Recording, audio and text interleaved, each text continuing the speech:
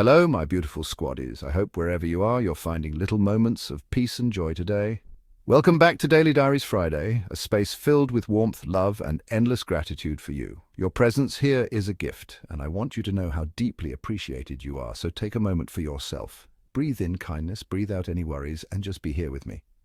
Today I have a very interesting video for you, and I'm so happy you're here. Now, let's get started, squaddies. King Charles III was met with a wave of anti-monarchist protests during his visit to Middlesbrough today, as demonstrators voiced their opposition to the continuation of the British monarchy.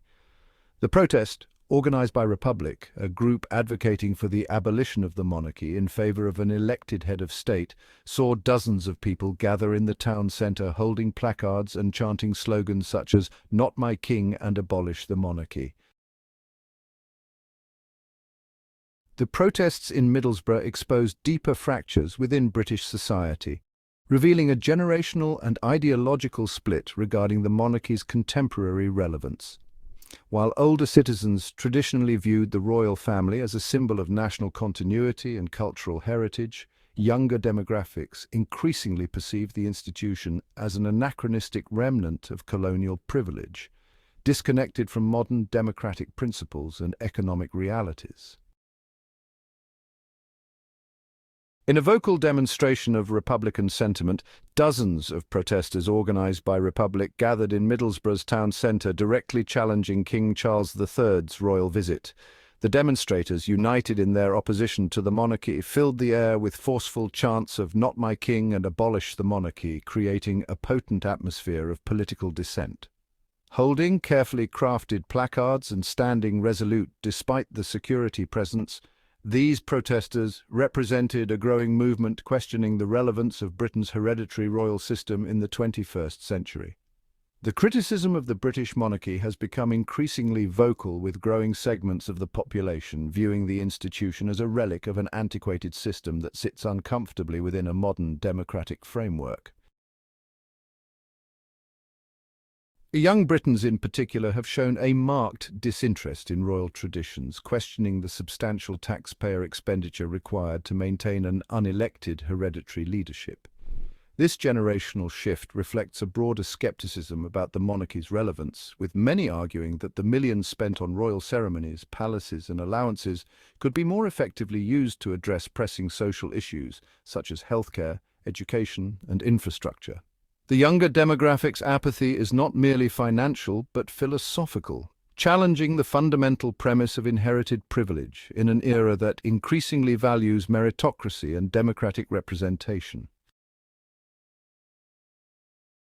King Charles's approach to royal governance has been markedly different from his mother's traditional stance, with his perceived activism drawing both praise and sharp criticism. Through his extensive work with the Prince's Trust and vocal advocacy on environmental and social issues, Charles has positioned himself as a more interventionist monarch, openly engaging with topics like climate change, urban planning and social development. This approach has prompted significant debate about the appropriate role of a constitutional monarch, with critics arguing that his outspoken commentary risks undermining the fundamental principle of political neutrality that has long defined the British royal institution. By seemingly blurring the line between a ceremonial figurehead and a politically engaged public figure, Charles has inadvertently challenged centuries-old conventions about royal restraint, potentially exposing the monarchy to increased scrutiny and Republican sentiment. Charles's vision for the monarchy represents a calculated strategic response to mounting public scrutiny, recognizing that institutional survival demands radical transformation. By intentionally reducing the royal family's scale and complexity, he aims to create a leaner, more accessible institution that resonates with contemporary sensibilities. His approach involves carefully repositioning the monarchy from an archaic, distant establishment to a more pragmatic, engaged entity that can demonstrate tangible value to British society.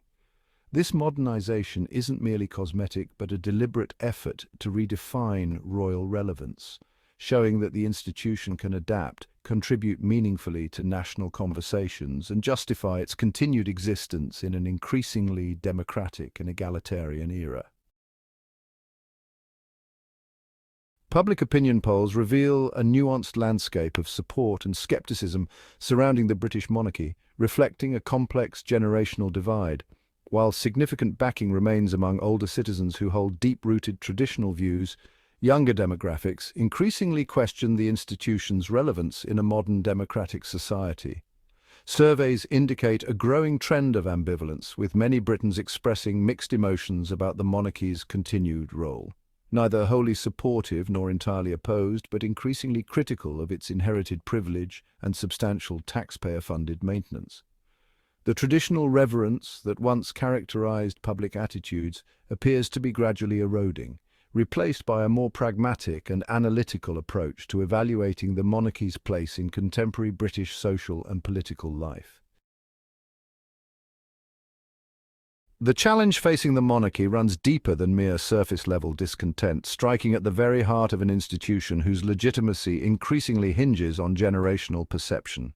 In urban centres across the United Kingdom, younger citizens are mounting a quiet but persistent challenge to the hereditary system, questioning not just the personal popularity of individual royals, but the fundamental premise of a monarchical structure in a modern democratic society. Their skepticism is rooted in a pragmatic worldview that demands transparent elected leadership and bristles at the notion of inherited privilege. This emerging attitude suggests that while the monarchy might currently retain symbolic power, its long-term sustainability is increasingly uncertain, with each passing year bringing more scrutiny and less reflexive deference to traditional royal narratives.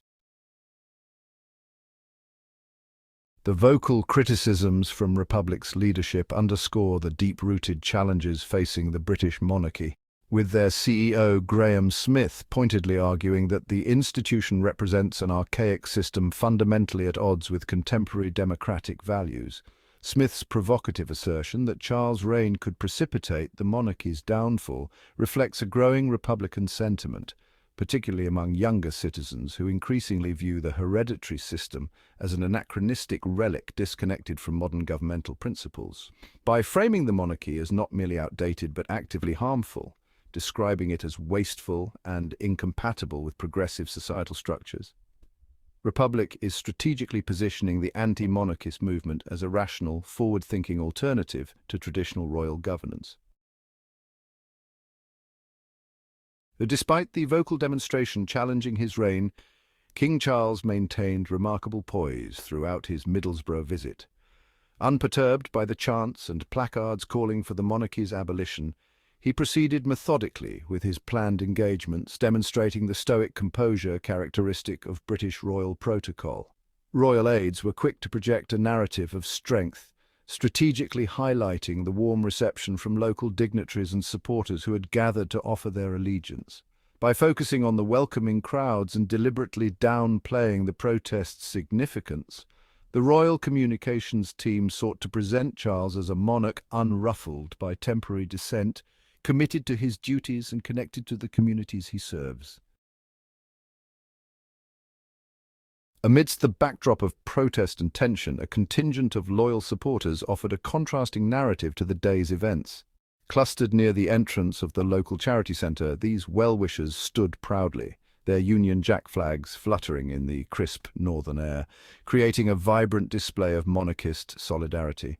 As King Charles approached, their enthusiastic cheers cut through the earlier discord, with some waving energetically and calling out words of encouragement, demonstrating that despite the vocal opposition, the monarch still commanded significant grassroots support in this industrial town. As the dust settles from the Middlesbrough protests, the looming question of the monarchy's long-term survival becomes increasingly complex. The future of the British royal institution hangs in a delicate balance, with King Charles III standing at a critical crossroads that could either reinvigorate or inadvertently dismantle centuries of royal tradition. While some view him as a potential catalyst for modernization, Others see him as a potential harbinger of the monarchy's decline, watching intently to determine whether his reign will be remembered as a period of strategic adaptation or the beginning of institutional erosion. The ongoing public discourse suggests that Charles's every move will be scrutinized not just as a royal performance, but as a potential turning point in the monarchy's historical narrative, with each decision potentially tipping the scales between preservation and obsolescence. And that's a wrap, squaddies. Thanks for tuning in and being part of this amazing journey. Your support means the world to me. If you had a good time, don't forget to give this video a thumbs up, subscribe and hit that notification bell so you're the first to catch our next adventure. Drop your thoughts, questions, or even just a quick hello in the comments. I'd love to hear from you. Share this with your friends, your family, or anyone who could use a little inspiration. Until next time, stay awesome, stay motivated, and keep shining. Catch you later.